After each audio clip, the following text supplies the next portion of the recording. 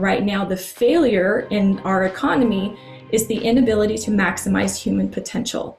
So if we can have incredible people as managers and we're focusing on maximizing human potential, we can literally change the world and people will be healthy, happy, and the economy will be better.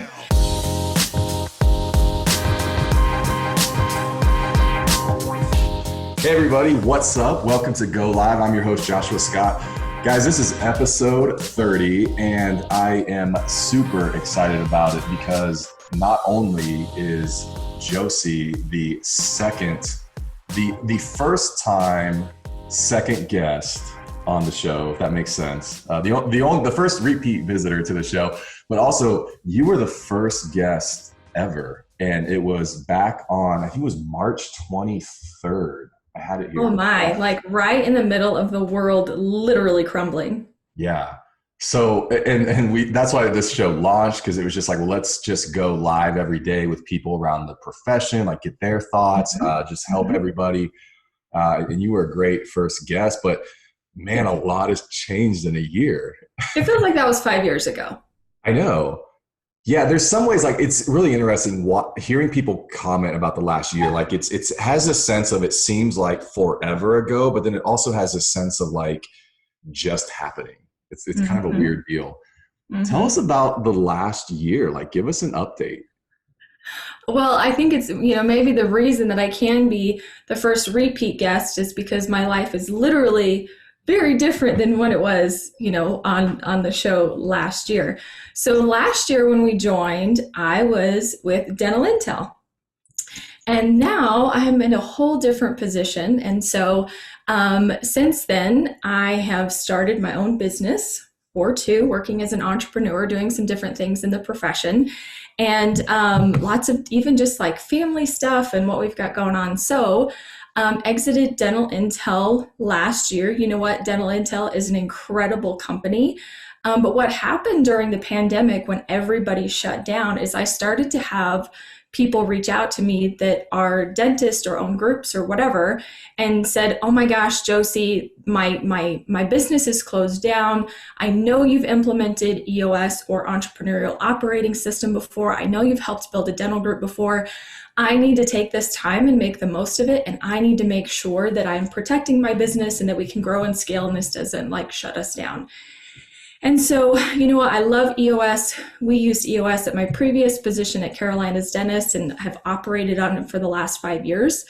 I always felt like EOS was going to be part of my future. I kind of imagined that I might be helping Dental Intel implement that or learn some of the systems in some ways with the other things that I was doing. But it was just one of those things that it was a lot of like soul searching and feeling almost like I wanted to give and I wanted to help, but I wasn't using my strengths or my talents. And so decided to exit. Still recommend, DI to everybody, love it. But started doing professional implementation of entrepreneurial operating system with clients. And so I do that. But also Eric Roman and I and Alyssa Kiefer, we all partnered together and we created something called Joyful People. And so we've got a couple of different brands. We've got Joyful People, we've got Traction for Dental, and Eric actually also has a new one that he's adding called the Visionary for Visionaries. So we'll get into what each of those things are, but yeah, entrepreneur and working from home all the time, where the last 5 years I've been traveling a ton. And so lots has changed. Yeah. Well, look, I know like just starting one business can take it all out of you. So like when I see you doing all this, I'm like, man, you get the award for hustle last year for sure. Has the travel, how has that been? I mean, because I know you went from like, traveling to then I think you tried to, there was a point there you kind of even rebooted as well. How's that been? So, definitely wasn't traveling right when we were still all figuring, COVID out, and then started to do a little bit of travel for some clients. But thankfully, COVID actually made it possible for me to figure out how to work with my clients virtually, which was nice, and still make it just as effective and just as engaging and just as, the outcomes were the same. But I was still traveling some. And then actually, so I have 3 children. My oldest one is Ethan. He has autism. And so last year, Ethan started losing weight at this crazy rate, and we weren't sure what was going on. And Ethan's nonverbal, so it's tough to know if he doesn't feel good or what's going on. And so found out in September, he was diagnosed with celiac disease, which, many of us know, and it's an autoimmune disease. And so we had to switch our whole life to gluten-free. And that, for a kid who only ate 12 things anyway, 8 of them probably having gluten in them, to not eating those things. And then it was like medication switches. And he actually also had Graves' disease, which is the thyroid autoimmune disorder. We didn't know it at that time. So just a lot of anxiety, not sleeping well. Everything was like all hands on deck. So, thankfully I have amazing clients that I was planning on traveling to. It's like, I've got to do this for my family. He's super nervous when I'm out of the house. He's searching for me all the time. If he can't find me, he won't go to sleep if I'm not here. So anyway, just made it work virtually. And so I do full day sessions virtually with clients all over the country, which the benefit is, I don't have to be gone all the time, but it allows me to serve more people and be, get them in rather than me having 2 days either side of that. So anyway, just dealing with all of that and making it work. But, that was one of the blessings of COVID, was bringing down all of those things that we thought we had to have or we thought we had to operate in, like being in person, and making it work virtually. Yeah. I think it was such a good time to start a business, because if you could, even from dental practice or what you're doing, because I think if you can start with making those adjustments, it's just, you're kind of set moving forward. Tell us about Traction for Dental and EOS. And obviously that seemed like a really natural transition because you've done that with a large organization, but now you're helping other organizations implement it as well. Give us kind of an overview and like how you work with them and really what the goal is. Yeah, absolutely. So Traction for Dental is, I am a professional EOS implementer. EOS stands for the Entrepreneurial Operating System. So there's a book that lots of people are always talking about, and that's the book Traction by Gino Wickman. So people will read this book and realize it just takes all of these things about business and leadership and whatever, and it simplifies it into very practical systems. So a lot of people will read the book and try to do some self-implementation, meaning they just put into practice what they've read in the book. But you can actually work with somebody like me or my team that have the experience, and we've been through, training and have the licensing ability to teach those things and help implement those things. So we help businesses with 3 things, and we call those vision, traction, and healthy. So vision meaning that you and your team are 100% on the same page. We spend a lot of time getting the vision out of your head and onto paper. And when a lot of other people think about vision, they might think of just like the broad mission statement or vision statement. But for us at EOS, vision is answering 8 important questions. And those are, what is your core values? What is your core focus? That's kind of like your vision or your mission. What's your 10-year target, your marketing strategy, your 3-year picture, your 1-year plan, your quarterly plan, and then like what are the big obstacles that get in the way? So when I say vision, it's encompassing those 8 things. So we help you get really, really clear with you and your leadership team. Make sure that we've got that so that everybody knows what it is. So that's vision. And then traction is that you are executing on that day in and day out. So everywhere you look in your team, they're bought into that vision. They understand it. They understand the priorities. They're getting you closer to that day in and day out. And then healthy is being an open, honest, fun-loving leadership team first. And then that rolls out to the rest of the team. So I'm a huge fan of Patrick Lencioni. He talks about, like, his books are the 5 dysfunctions of the team, and some of those. So he talks about how you can be a smart team, which is like how you do things. It's your marketing, your operations, your finance. It's how you do what you do. And then being a healthy team is, can we be vulnerable and open and honest with each other? Can we have constructive conflict and hold each other accountable? So we help you achieve those things. So that's what our goal is, to help you achieve vision, traction, and healthy. The way that we do that is through EOS sessions. A session is 1 full day. And so when we're onboarding people, we do a series of 1 full day then you go work on it for 30 days, come back for that second full day, work 30 days, come back for that third full day. So within 60 days, you have 3 full day sessions, but we have built out the structure of your organization, clarity on who is doing what. We've helped you build a scorecard, which is how you're measuring your business. We've taught you how to have effective meetings and built out your vision. And then after that, we just operate in a quarterly or in like a 90-day world where we meet once per quarter for a full day and then a 2-day annual when you want to do your annual planning. So that's how we work together. Yeah.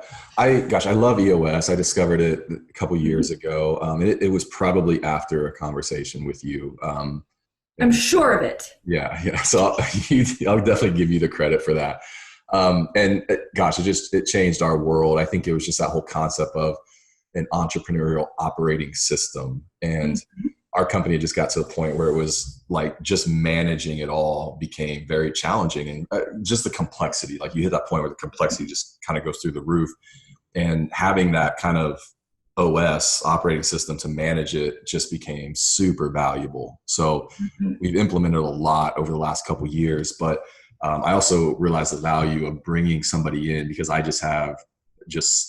think I'm pretty good at some of that stuff, but I also I'm completely aware of my limitations with it as well. So would love for, and at some point, having you come in and work with our team would be amazing.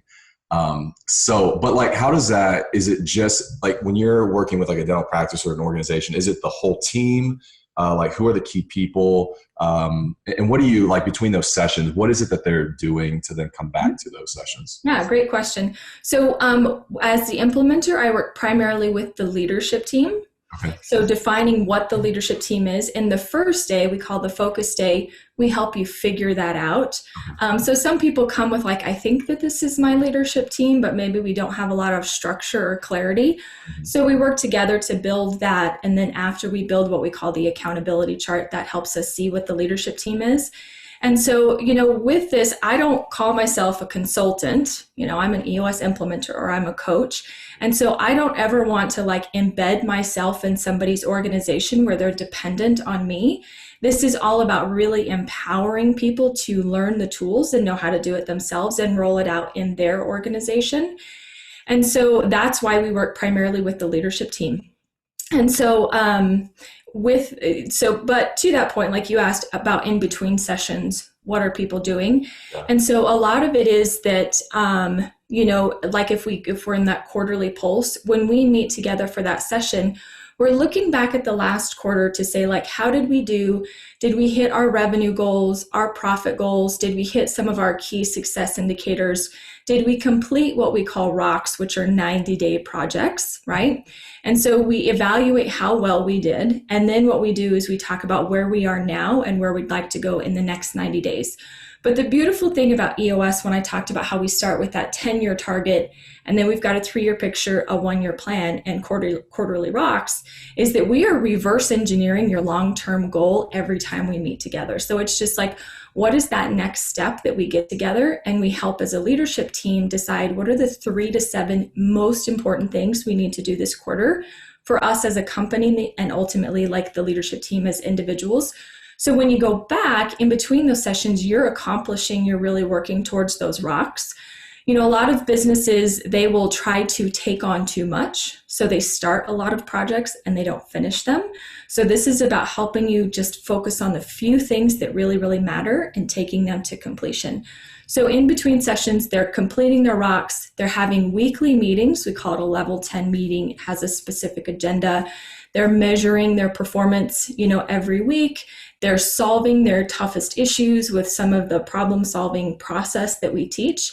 And then just helping, working together to get closer to that vision. And then we come back and kind of rinse and repeat. Yeah. You ever face any issues with implementing this leadership team? Like they haven't had one and now we've got certain people on a leadership team and how other people deal with it, or you walk in and you're like, yeah, these people, some of these are not your leadership team. Yes. So really great question. So yeah, we talk a lot about right people, right seats.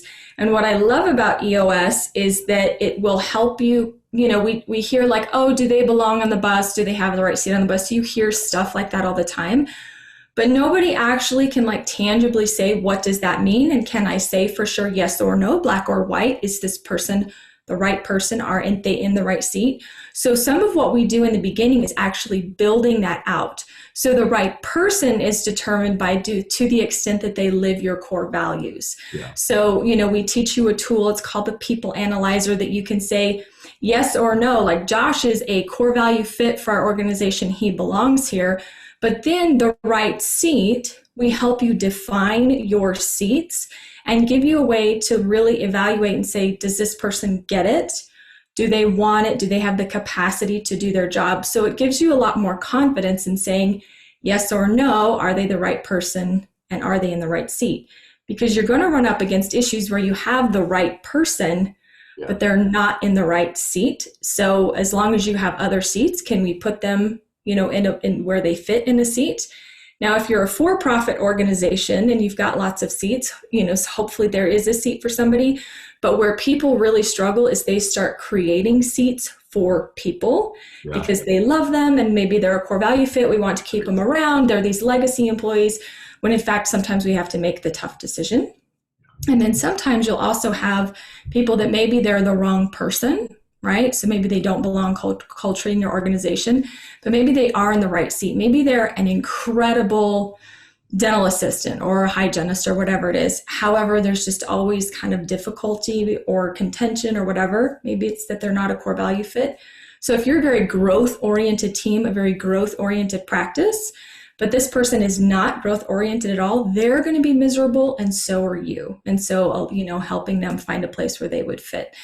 So, what I wanted to go through that because many times you will find that as people start going through EOS, they find that maybe the people they thought were their leadership team might not be their leadership team, whether that is by the structure that we create for the organization or like a wrong person, wrong seat issue. So Eric, my business partner, he was kind of one of the early adopters for EOS in dentistry. I think they started 2014 or 2015. And he turned over his executive leadership team 3 times. Okay. And so, but each time it got a little bit easier where people self-identify, I don't think this is the right seat for me, or I'm not the right fit, and just gave them confidence. So that absolutely does happen. But when you make those tough calls, it just helps the business progress so much faster. Yeah. No, I love that for sure. There was a question online here. What's the average time frame for working with clients, or is it case by case, kind of depending on their need? And yeah, go ahead. I have another question, but I'll let you answer that. Yeah, great question. So most companies will graduate after about 24 months, meaning they've learned all of the tools in the toolbox. They're operating on EOS. They feel like they can then in turn run their own quarterlies or annuals. So about 24 months. However, some people like to stay with their implementer much longer just because they like that outside accountability and they like, somebody else leading the meetings. So for example, previously when we were in the dental group, we still used our implementer. I think they're going on year number 6 with him or something like that. But then it was easier for me to be a participant in that, so I could set my own rocks and participate with the company. And then I would turn around and be almost like the internal implementer with our team. So meeting with our partner dentist or our practice managers and helping them set their rocks. Yeah, I would imagine there's a ton of value in just somebody knowing your organization at that level that can just stay involved and speak to those things that are right in front of you, but you can't always see yourself. Right. What's an ideal client look like for you guys? Is there a certain because it's like a dental practice doing $1 million in revenue with 5 team members. Is that ideal? Are there kind of certain parameters or? Yeah, so great question. So really, more than anything, it's less about size or revenue and more about the mindset of the leadership team. Okay. So it's typically privately held companies, right? And it's the entrepreneur or the owner is growth oriented. They're frustrated, right? They're looking for help. And really, these people are more afraid of the status quo than they are of change. And so really looking for that. However, what I will also say is around the full EOS implementation where it's working with an implementer every session. I've definitely seen it in smaller practices, probably at least doing $1 million in revenue per year. But it seems like there are definitely some adaptations. And one of my team members, who's also an implementer, Genevieve, she's done a lot of work with single practices as they're growing. Because I come from the group space, many of my clients are primarily groups and DSOs. But that is absolutely not necessary. So I would say around the 2 million mark or more really makes it kind of ideal for that really hands-on implementation. But we also have, so for those who are doing like self-implementation or those who are working with another implementer, but they want to be part of a dental community who's operating on EOS, we have a Marco Polo channel, which we can get you the link.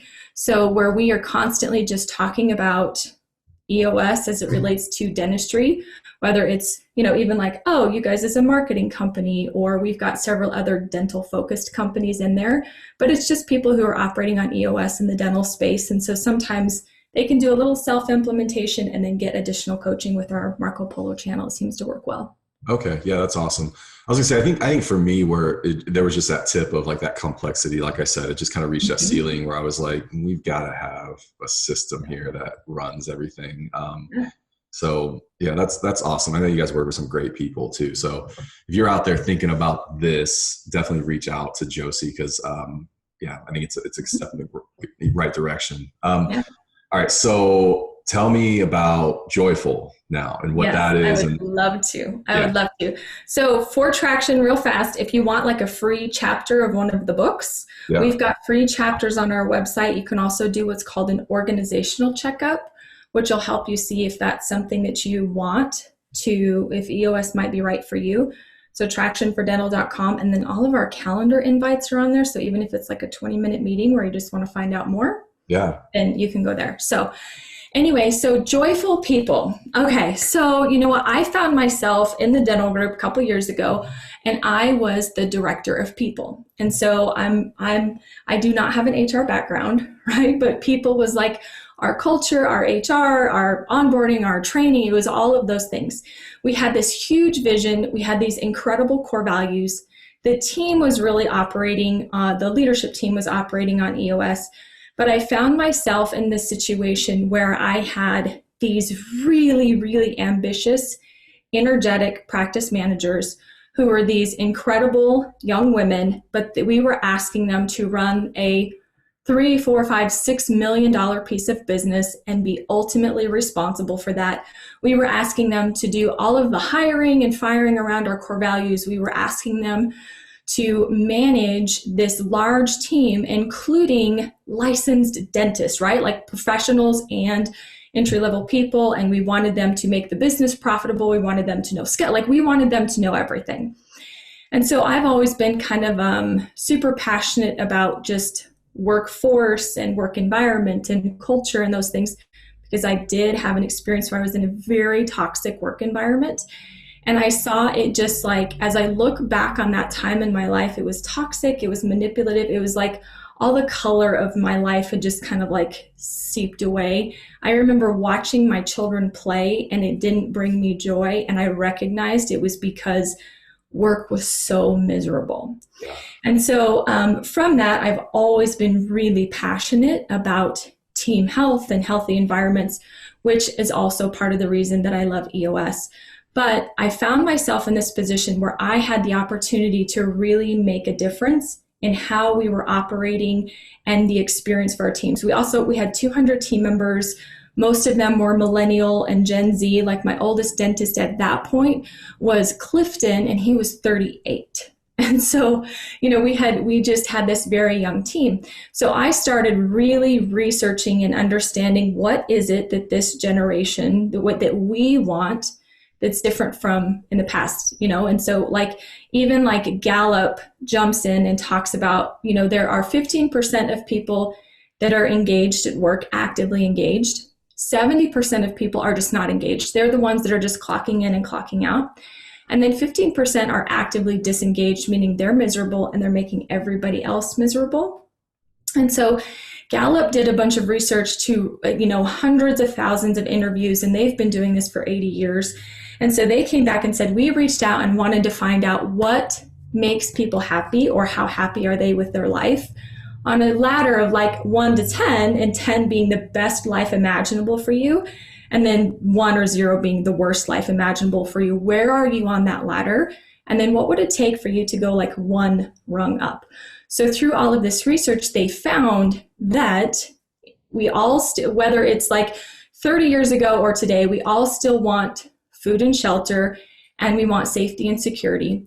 However, it is more important to the people now, workforce now, the generations now, they place having a good job over having a home and owning a family. And so that's still important to them, but having a good job is more important to them. So then they dug deeper. Well, what would it mean for you to have a good job? And that's having a living wage, meaning that you can pay your bills. Everybody's not looking to be a millionaire, right? But that they want to have a living wage, but that they have somebody at work, a manager who cares about them, who cares about their development, and is interested in helping them grow. So it's this shift from, long gone are the days of lifelong employment. Nobody wants to work at the same place anymore. But it's also that, this is not just about my paycheck. This is about my satisfaction. I want to be part of something that is bigger than me. And so, companies that concentrate on like social good or making a difference, we're gonna work for them for less money than we are people who are just all about making a profit. But it really comes down to the manager. And so they say that the single lever right now that they see in business is the manager. And right now, the failure in our economy is the inability to maximize human potential.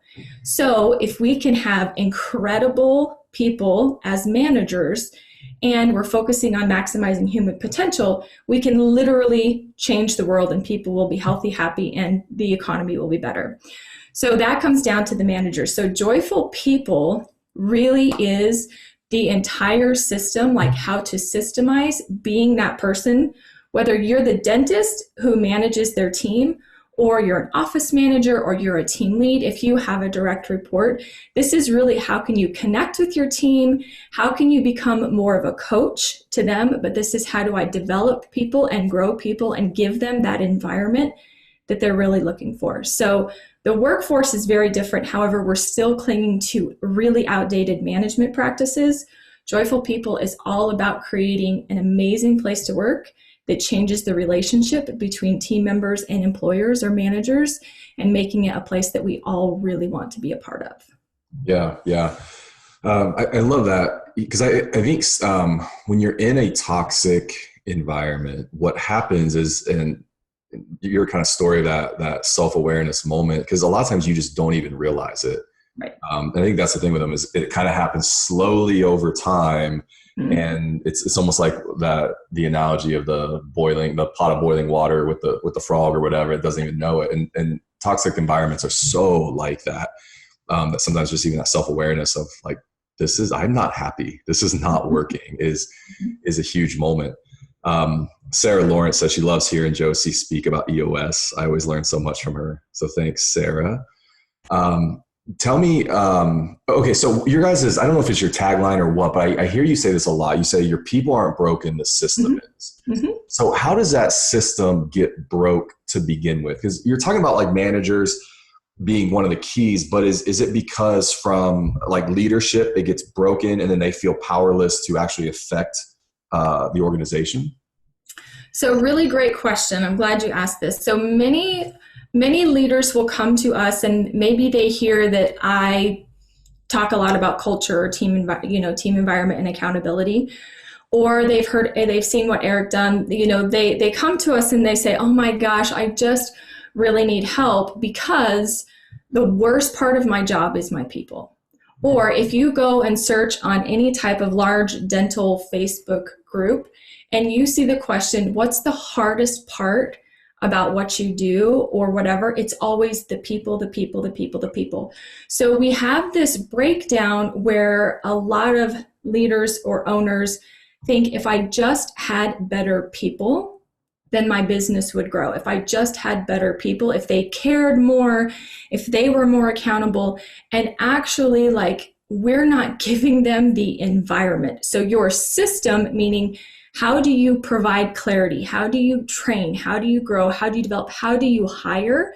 How do you recruit the right people? That system is giving you exactly, like, your systems that you currently have are giving you exactly what they're meant to. So if you don't like your outcomes, you have to change your systems. So some people will meet Eric, for example, and he's this outgoing, charismatic, person. And they say, well, sure, Eric, it was really easy for you to have a good culture because of your personality. Right. When in fact, in his first companies, he had the toxic culture. He was the leader at the top, right? It was a terrible culture. It wasn't until he figured out, how often should I be meeting with my people? How can I evaluate them? How can I be open with them? How can I train them? What are all of these things, these patterns, basically, or habits that I have? That's how you end up with a good culture, because culture is not kombucha and snacks, right? It's not ping pong tables, but it's really all about the relationships of your people and how aligned you guys are to your vision and how well you're working together, including holding each other accountable. So when we say your people aren't broken, it means you don't have to completely get rid of your people. You don't need to, change them out. What you need is a better system to help give them clarity, empower them, hold them accountable, and develop them.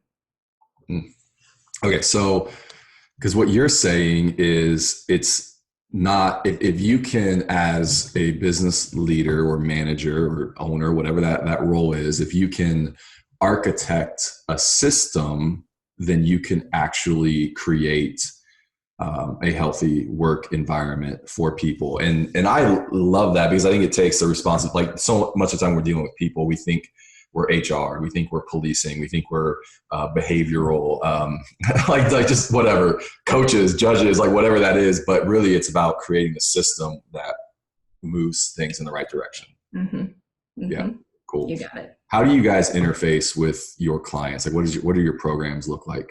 Mm-hmm. So with Joyful People right now, it's an online program. And so it's really meant for those owners and managers. And, eventually we'll probably add a team element so that they understand, when I work in a joyful environment, what does that mean? How will my meetings change? How does that look different for me? So right now it's really focused on owners and managers. It's an online program. And then we host a once a month live training where we get on and dig deep into a tool, answer Q&A, but then, we're always available for questions. As we grow, we hope to add some additional coaching elements to that, or, more hands-on workshops. But right now it is an online program with a once a month live call, and you get access to us. Yeah, that's awesome. Do you ever run into the manager or that type of mid-level leader wanting to move this forward, but not being able to because of the owner, the leader at the top? And how do you guys deal with that? So I see that a lot, which is why we've tried to be very intentional that we need owners to go through this program. Because with Joyful, even in the first, our foundational portion of the program, we're going to talk about some things like, we just take some of our tightly held beliefs and kind of flip them on their head. Like, a lot of people think that retention is the best success indicator to how good your culture is or your people are or whatever. However, we know that people are going to change jobs even when they're happy, because that's just the way that we are, right? Where we kind of get bored or stuck. And so how about, instead of only loving and caring for people as long as they work for us, we try to become really servant leaders and say, you know what? Let's make the time that we have together, as long as we have it, really incredible. And I want to be better because you're part of my team, and I want you to be better because you're part of my team. So let's make the most of it.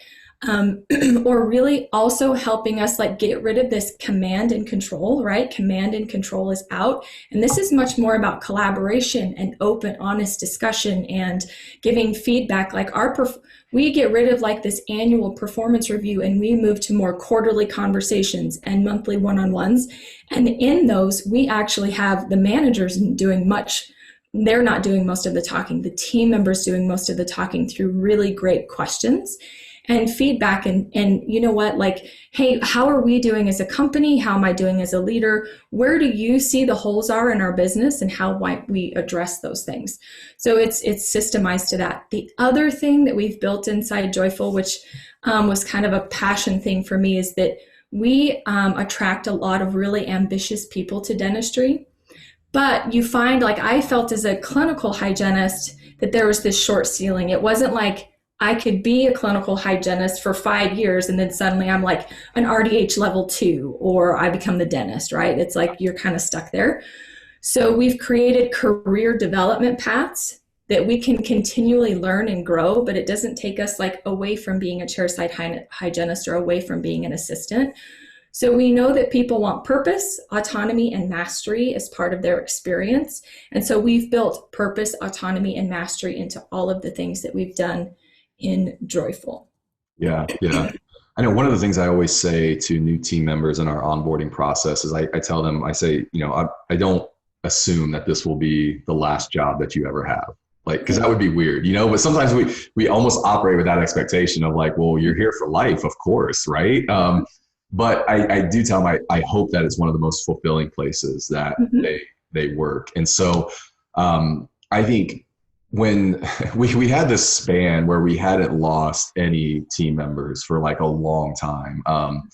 And I know I was kind of like, this is awesome. We're doing so good. Like it's approval. It's proof that we're good leaders and all that. And then you kind of lose your first one and you have to wrestle with that, like, is it me? And you feel like you let them down or it's your fault in some way or another. But we've had a couple that we've lost. Now it's to the point where I'm like, hey, look, I would love for you guys to be here as long as you want to, and because a great relationship, but at the same time, you need to transition or part ways. Like, let's do it. So, well, and wouldn't it be nice for that to just be an open conversation? Yeah. So like we can plan for it and we're not losing sleep wondering if it's us, and where we learned part of this was actually we had at our dental group, we had the opportunity for associate dentists to become partners. And after they were partners, they could become owners. And so we had a dentist that we had presented partnership paperwork to, and he wasn't signing it. And we were like, what is going on? And it was kind of this like, a little bit of a struggle and going back and forth. And, then we started to feel like, oh, if he doesn't want to be partner and, then he feels kind of in the defense. And Eric and Clifton really led the way. And they were just like, hey, you know what? If you don't want to be partner, if you want to go and you want to build your own office, that's okay. Let's just be open and honest about that. Learn as much as you can while you're here. Let's actually just make that part of our conversation. And once we had that and we knew that that's what he wanted, we kept pressing for partnership. He stayed another year and was so engaged and provided so much value to us because he was also learning as a way for him, to go and open his own office. And we ended up like the relationship was better. So anyway, like, why can't we change the conversation and just be open about that? Yeah. So you can plan and I can plan, and we're not like in this thing where I'm telling you I want to be here forever when I don't want to be here forever. And you're thinking I want to be here forever. So you're relaxing a little bit. Yeah. And you know what? Those fresh new eyes bring in a new energy and a new passion, and they help us see things different. Like, Sarah is on my team, and since her coming, she's provided so much value and energy, and it's amazing. And if I would have been closed off to like, no, we only have these people and this is it, I would have missed out on that. Yeah. No, it's so important because I had this conversation with our team members, and I don't know if it's realistic or not, but I at least put it out there. And I'm just like, look, if you're going to go, like, if you're feeling like you want to go somewhere, have a conversation. Like, we're not going to be this employer that's like, okay, 2 weeks and you're out and, we got to find somebody else. Like, I I tell them I will literally help you any way I can. And if you need, if you want to start that conversation early, like, hey, I'm just sensing a different direction. I want to explore this. I want to go. I'm like, I'll help you as much as we can. But that whole kind of like, give me a 2-week notice and jet. I'm like, I hate that because it feels, I think at that point, what it feels like to me is a breakdown of trust, a breakdown of communication. Yep. And I realize that team members also have to do what's right for them and protect themselves and kind of make the best decisions. So I get all that, but I'm like, I think there's a better way. Like, let's just have communication about it. There's an incredible book. It's called The Alliance. Okay. And that one is speaking just to that particularly, but we teach a tool inside Joyful. So our like management cycle, we call it a coaching cycle. It's connect, measure, and coach. So when we talk about connect, we have this thing called a PCF that stands for personal, career, and financial goals, where we have people be very open and honest, just what you're talking about. What are your goals? We sit down and we find ways to align what are your personal, again, career and financial goals. What are the business goals and how can we merge those together and create this, where I can benefit and you can benefit, you're still getting developed and you're growing. So, as I've had examples of like hygienists in the past, they were afraid to tell me they didn't want to be a clinical dental hygienist forever, right? And I was just like creating that open environment. I'm not a clinical dental hygienist anymore, so I'm not going to judge you if you feel like you want to, try some alternative career. But, it was like, well, I don't know if I want to do like coaching or consulting. I don't know if I want to do sales. I don't know if I want to do education. And so I was able to take some things off of my plate because I didn't have time to do chairside training. She's getting some experience training. It gets things off of my plate. It's elevating her. She's learning new skills. She's learning new abilities, but it's helping the business and it's helping me. And so things like that, you can find a win as long as you just know how to go about it. And that's what we're trying to make really, really easy for people is how to go about that. Yeah. Yeah. Gosh, such good stuff. Let me talk about this transition to business owner, entrepreneur. Mm-hmm. Have you always sensed that you wanted to be a business owner? I think that there was probably a little bit of that. But yes, I think that there was, but also that I'm definitely like very practical. And so it was like, I'm really comfortable with risk, but it needs to be calculated risk. Yeah. So, when it's like, I tell people I quit a job making more money than anybody had ever paid me with not as much responsibility in a secure place. I quit it in the middle of a pandemic, gave up all of the benefits and the insurance to start my own business. And like, when you look on the outside, you recognize that like, she's crazy, right? However, it was a very calculated risk. It was like, my husband and I had been through like, what is worst case scenario? And I took it all the way down to this completely fails. We have to sell our brand new house. I'm moving into my father-in-law's and I'm cleaning teeth. Like, so it was like, I knew what worst case scenario would look like. And if that's it, what can I do to, go about that differently.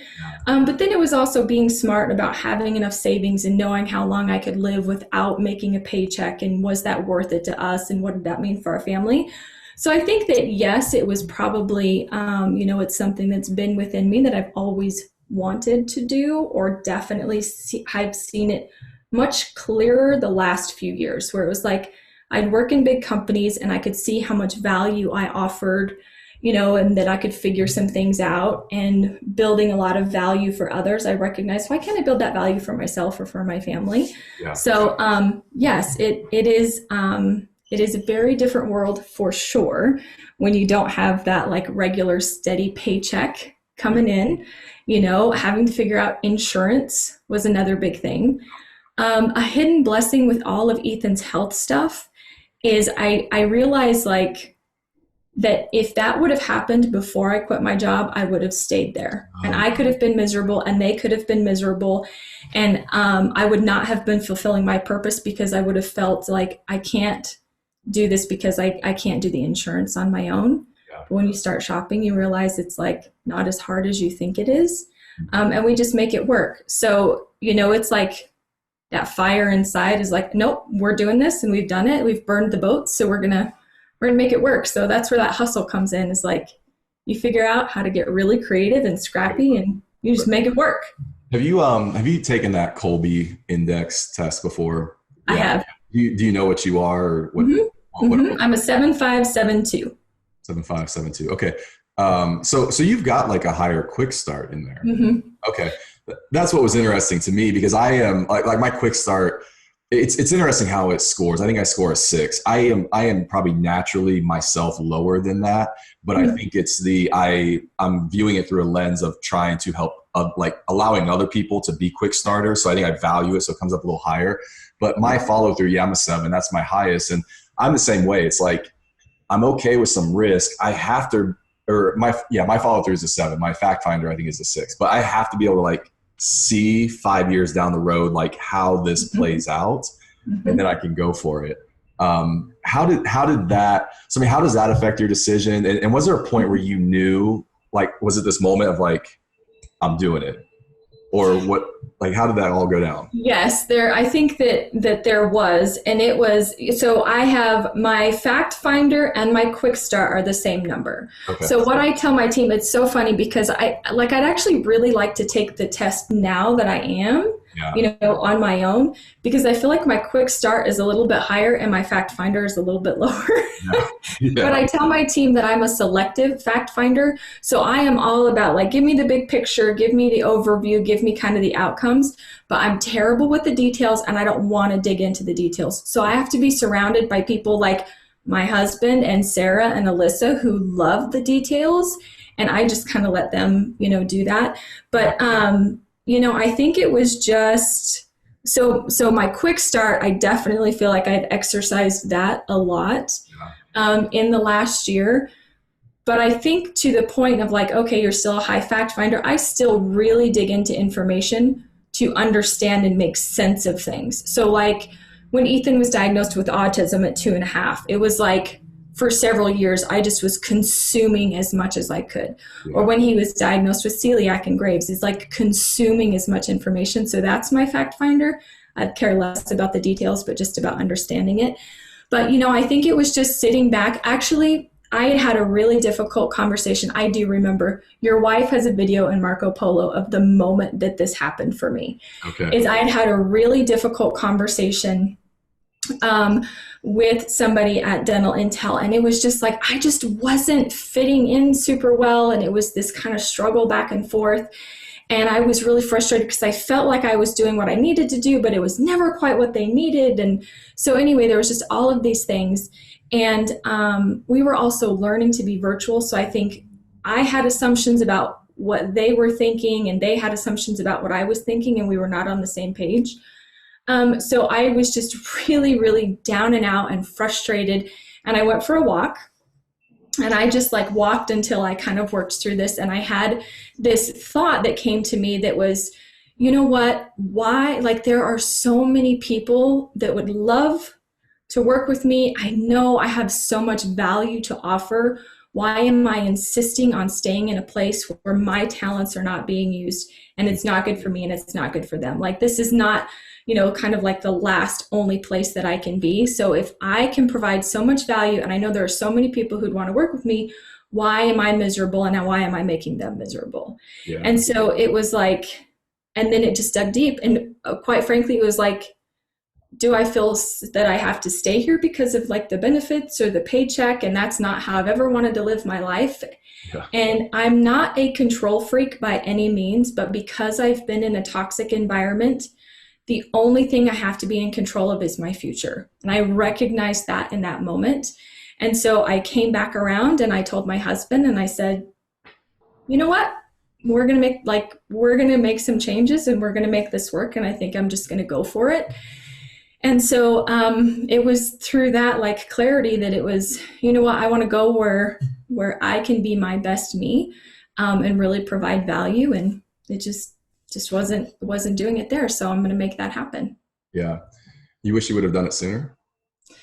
You know what? I don't think so, because I loved the experience that I had. I loved the people that I met. I loved all of it. And so I don't know that I would necessarily change it. I wish even now, sometimes I struggle where I beat myself up or I let my confidence get in the way. And so it's like, how can you recognize and still be humble about it, but how can you recognize your value and stop doubting your value? Because when I doubt my value, I make different decisions. And when I do that, I'm not sharing what is beneficial to my clients or sharing what is beneficial to my team or with my family even. And so I think what I wish I would have learned earlier was just recognizing the value that I can provide to people in the right situations and not doubt that. Any moments in this past year where you second guessed it? You know what? No, not at all. I think that the only thing that was like, if there was any second guessing, it was, is this program like for joyful people? Like, is the delivery method right? Can we simplify it? Can we do something a little bit different? Is it like simple, like pricing model, messaging, so on and so forth? Maybe it's that, but I have I've never second guessed it. Yeah. So one of the big things this last year, and you alluded to it, was your challenge on the personal front with your son who's autistic, also being diagnosed with celiac and Graves. How has being a mother to a boy with additional needs shaped you? Really great question. I think that it touches everything that I do. So whether that is, I just feel like I can understand people maybe at a different level. So, I have this 18-year-old child who for the last 18 years can't tell me when his stomach hurts or when he's upset and doesn't have a lot of facial expression. So I have to be so in tune with him and his body and, how he's acting or what he's doing. And so like, I can be in a meeting and notice like little nuances of body language or facial expression that I think help me understand and connect with people differently. I also feel like it's made me a better communicator because I advocate daily for somebody who can't speak. And so I've had to, learn to be assertive and articulate and make sure that I'm being very open and honest about things. But more than anything, I think it's just also I've learned to really love people, even when they're difficult or even, when things are tough. It's just that, what I want to do is, and what I'm driven to do is to help people connect with each other more and to love people more, whether it's my patient or my team member or my partner that's driving me crazy. And so, Ethan has helped me see the small miracles in life.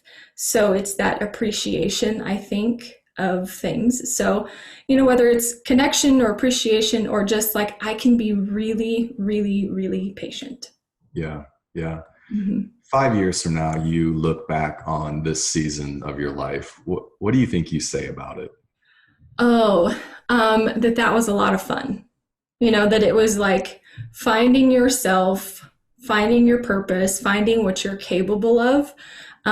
Maybe kind of like an unveiling or an uncovering where it was really coming out and figuring out, what kind of courage do you have? How big are you willing to dream? How big are you willing to push? I think that's probably what it will be. Yeah. What do you think 2026 Josey would say to 2021 Josey? You know what? She would probably say that you need to stop beating yourself up and you need to, live in that courage and live in that confidence and to not doubt, even though those dreams are big or that purpose is big, to not doubt those things. So be who you are and share that with the world and stop worrying, about the little things. She'd probably also tell me to relax a little bit, I'm sure of it. Yeah, I feel like that's some of my future self advice as well. Yeah. Yeah, all of us Enneagram 3s, and we probably need a little dose of just calm down. It's all fine. Yeah. Yes, it's all fine. You know what my problem is like I really enjoyed the last week and really did kind of like turn it off, but I have learned I have to like just manage my energy. Like if I have a project, I need to like not even open my email, because then I start thinking of all the things that need to be done, and it makes me anxious. Like I have to answer that right now, or I have to do that right now. And then it takes away my creativity. So just learning myself and how I can manage it and leverage the support of others has been a learning experience for sure. Yeah, yeah. Gosh, that's my life right there. Actually, the Colby Index was helpful because I realized where my energy gets drained is when I'm quick starting too much, like within a day. Mm-hmm. And Mm-hmm. I've got whatever 4 meetings and 3 phone calls or whatever it is, but they're all like switching gears. And I just get to the end of the day and I'm like, and emails piled up and I've got Slack messages and I'm just like, Mm-hmm. I about to lose my mind. Whereas an ideal day is focusing on those follow through projects, those long term investments, Mm-hmm. even the fact finding to get where I need to be able to make decisions. So it's been, yeah, I'm with you on that. I still haven't done the Enneagram, even though I need to, because Joanne is always in educating me about it. But I need to take that test. But yeah, Colby's been helpful. Strengths Finders was also really helpful for me. Yeah, yeah. Mhm. Yeah, Alyssa Kiefer said, well, she says, yes, Enneagram threes unite. So Yeah. fist bump. Joanna says, I've been asking Josey what Enneagram she is. I thought she was maybe an 8. Alyssa says, I swear she's an 8 too, Joanna. I'll take it, and then we'll wager on that. Yeah. Hmm. I don't know. I would, if it was me, I'd guess you're probably a 3 wing 2. It's just 3 is that achiever. 2 is that just helper, like just helping people. Yeah. I'm a 3 wing 4, which is a little bit more the idealistic, like romantic, contemplative, like so. Hmm. Hmm. But yeah, look, I love that advice to yourself, because we all see you from the outside and what you're doing is amazing. And I'm not just saying that because you're a guest here on the show and that's what we say to people. I'm saying that because we really do believe it. And watching you this last year, it's been a story of courage. It's been a story of bravery. Going after your dreams, like being true to your story and who you are. And so it's been so inspiring. And I know, gosh, yeah, so proud of you. Not that you need that from me, but just proud. I think so many of us on this side of it are so proud to like say that we know you and have been cheering you on. So so you can calm down a little bit. and yeah, I tell people, I'm like, look, sometimes this is really hard, but I'm literally having the time of my life doing it. So Yes. Yep. yeah. Yeah, I think about it because it was always like in the past where I might be guilty of having a little side hustle, and it was because it fed a certain part of me that maybe I wasn't experiencing with full-time stuff. But at this point, I know that it's going to evolve in what we're doing. And I know that like there's some different changes. However, I can't imagine there's anything that's any more fulfilling to me than helping leadership teams and helping people connect with their people more, or create an environment where they're healthy and they're happy. And working with people like Eric and Alyssa and Sarah and Genevieve and Amy, I can't imagine that there's anything more enjoyable than that. So I'm really, really grateful for what 2020 brought and the pandemic brought, because it helped me kind of write the course and get to where I know I needed to be. But yeah. Last question. It's Friday. What is Friday? It's Friday night tonight. It's been a long week. What are you doing? Where are you at? What are you doing to relax? What are you guys eating? Like what's that look like? So we just got home from vacation, but I would say it's typically just, my husband and I and the kids.